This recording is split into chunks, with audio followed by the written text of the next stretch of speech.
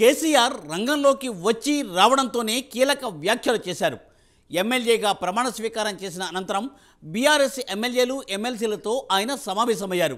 Assembly సమావేశాల్లో అనుసరించాల్సిన వ్యూహాలపై నేతలకు దిశానిర్దేశం చేశారు కేసీఆర్. ఇంతకు కేసీఆర్ ఏం మాట్లాడారు? కాంగ్రెస్ ట్రాప్లో వైసీపీ ఎమ్మెల్యేలు పడుతున్నారా? ఓటమితో నిరాశ చెందాల్సిన అవసరం లేదని సొంత ఎమ్మెల్యేలకు కేసీఆర్ ఎందుకు చెప్పాల్సి వచ్చింది?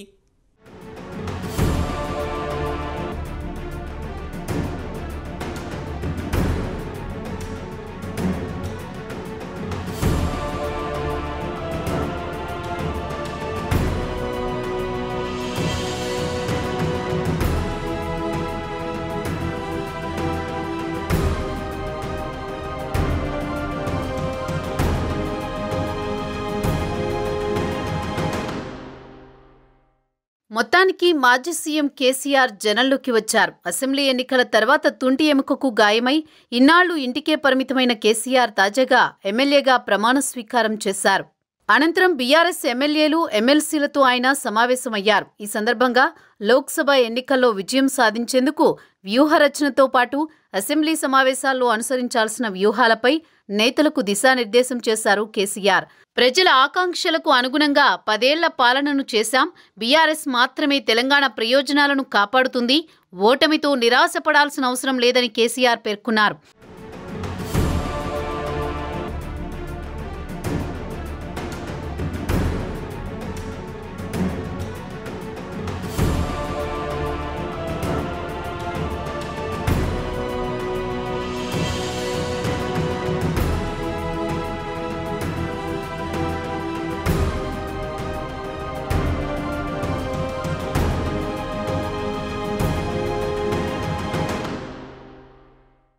కాంగ్రెస్ సర్కార్ ఎన్నో సవాళ్లను ఎదుర్కోవాల్సిందేనన్న కేసీఆర్ ఆ పార్టీ ఇచ్చిన హామీలు అమలు చేసే పరిస్థితే లేదన్నారు. అసలు కాంగ్రెస్ సర్కార్ ఉంటుందా ఉండదా అనేది వారి చేతుల్లోనే ఉందంటూ కేసీఆర్ సంచలన కామెంట్స్ చేశారు. ప్రతిపక్ష పాత్రను సమర్థవంతంగా నిర్వహిద్దామన్నారు. సీఎం రేవంత్ రెడ్డిని బీఆర్ఎస్ ఎమ్మెల్యేలు కలవాలనుకుంటే పార్టీకి సమాచారం ఇచ్చి కలవాలని కేసీఆర్ సూచించారు.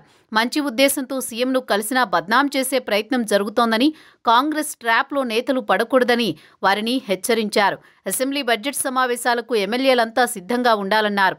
తాము గతంలో కాంగ్రెస్ ఎమ్మెల్యేలను లాగినట్లు కాంగ్రెస్ కూడా తమ ఎమ్మెల్యేలను లాగే పనిలో ఉందని తెలుసుకున్న కేసీఆర్ ఈ రకంగా వ్యాఖ్యలు చేస్తున్నారని రాజకీయ విశ్లేషకులు అంటున్నారు. పేరుకు నియోజకవర్గ అభివృద్ధి కోసం సీఎంను కలుస్తున్నామని చెబుతున్నప్పటికీ దీని వెనుక చాలా కథే ఉందనేది రాజకీయ వర్గాలంటున్నాయి. ఒకవైపు భయం పట్టుకున్నా కేసీఆర్ మేకపోతు గాంభీర్యాన్ని ప్రదర్శిస్తున్నాడని రాజకీయ పరిశీలకులు అంటున్నారు.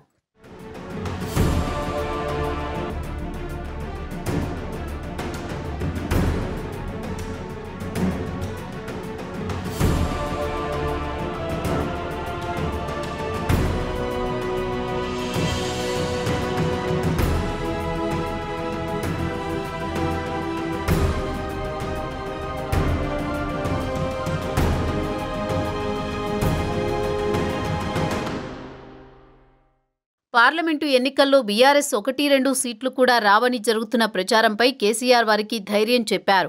6 నుంచి 8 సీట్లు బీఆర్ఎస్కు వస్తాయని సర్వేలు చెబుతున్నాయన్నారు. ధైర్యంగా ఎన్నికల బరిలో కోట్లాడాలన్నారు. బీఆర్ఎస్ను బొందపెడతామని కాంగ్రెస్ నేతలు చేస్తున్న ప్రకటనల్ని ప్రజలు గమనిస్తున్నారని చెప్పుకొచ్చారు. ఎమ్మెల్యేలకు పార్టీ మారే ఉద్దేశం ఉన్నా లేకపోయినా ప్రభుత్వానికి వ్యతిరేకంగా వ్యవహరించేందుకు మాత్రం ఎక్కువ మంది సిద్ధంగా లేరు. రేవంత్తో సన్నిహిత సంబంధాలకే ప్రాధాన్యమిస్తున్నారు. వారిపై ఆగ్రహం వ్యక్తం చేసి అనుమానాలు పెంచుకుని వారిని ఇప్పుడే దూరం చేసుకోవడం కన్నా వారితో వీలైనంత సామరస్యంగా వ్యవహరించి పార్టీలోనే ఉంచుకునే వ్యూహం అమలు చేయాలని కేసీఆర్ భావిస్తున్నట్లు తెలుస్తోంది. చూడాలి మరి ఏం జరుగుతుందో.